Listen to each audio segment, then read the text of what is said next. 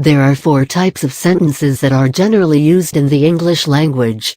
These types help add some interest when used in written as well as oral communication. Humans have the ability to speak. This ability to speak helps us express and convey all our thoughts and feelings to others. When we speak, we use words. Words are put together to form a sentence. The words are placed in an order so that the sentence becomes comprehensible. There are different types of sentences that help us convey our feelings through them. These are very important from the writer's point of view. A writer can use only sentences to explain the different emotions in his or her write-up. There is no room for voice modulation that will help express these emotions. Use of different sentences helps in adding some interest and creativity in the articles or write-ups. By structure. Now, let us understand what are simple, complex, and compound sentences, which are used to frame words according to the basic rules of English grammar. You can understand sentences better by going through the different parts of speech. Simple sentence. A sentence that contains a subject and a verb to express the complete thought or emotion is called a simple sentence. A simple sentence is also called an independent clause.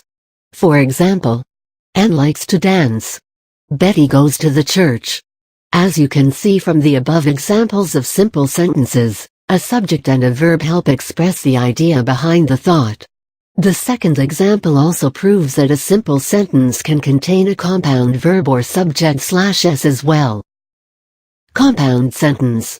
A sentence that contains 2 independent clauses that are connected with the help of a coordinator is called a compound sentence. The coordinators help build a relationship between the 2 clauses. The coordinators used to connect independent clauses are and, but, for, nor, or, so, yet. In most cases, a comma precedes a coordinator. However, in very short sentences, the commas can be exempted according to the rules of English grammar. For example, Anne wanted to study, so Tom went fishing alone. Anne wanted to sleep, for Tom went bowling. As you can see, the independent clauses are connected with a coordinator. In both cases, the relationship between the independent clauses changes with the use of a different coordinator. You can play around with the coordinators and use them to express the basic idea. Complex sentence. When an independent clause is connected with 1 or more dependent clauses, it is called a complex sentence. Complex sentences are connected using subordinators. These subordinators include although, after, since, because, when. When the sentence contains a relative pronoun, the subordinators used include that, which, who. Commas are to be added after the dependent clause in cases when the complex sentence begins with a subordinator. You do not add a comma in sentences where an independent clause begins with a subordinator in the middle of a sentence. For example, the model returned the clothes after she finished with the ramp walk. When Anne woke up in the morning, she forgot to call her friend for notes. As you can see in the above sentences, the first complex sentence example does not require a comma before the subordinator, whereas the second example needs a comma as the sentence begins with a subordinator. By purpose.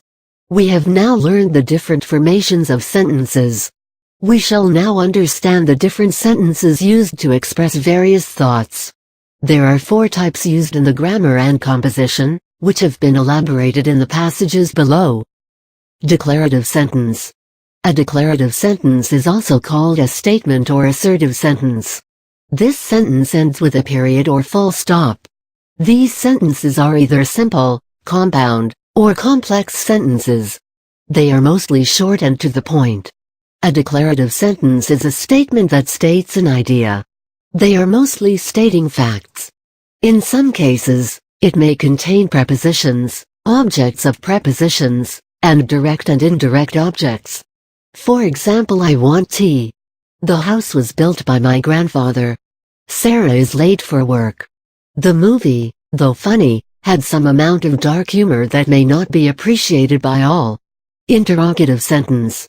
An interrogative sentence is the one that asks a question.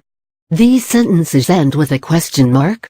They generally begin with who, what, how, why, where, did, do, or is.